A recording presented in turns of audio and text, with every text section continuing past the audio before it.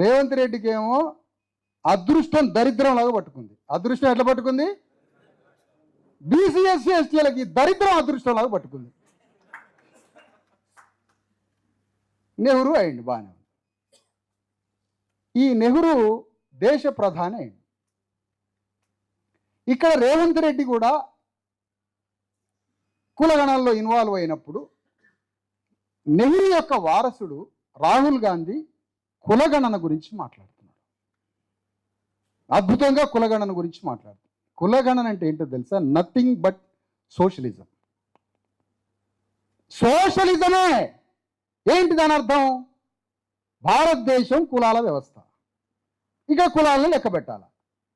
అదే గణన, అదే రిపబ్లిక్ స్టేట్ అంటే కులాలను లెక్క పెట్టడం, డిఫైన్ చేయాలి. కొద్దిగా దగ్గర రాదమ్మా. కులగణన అంటే రిపబ్లిక్ స్టేట్స్. రిపబ్లిక్ స్టేట్స్ అంటే హెడ్స్ని లెక్క పెట్టాలి, తలను లెక్క పెట్టాలి. హెడ్స్ని లెక్క పెట్టి ప్రతి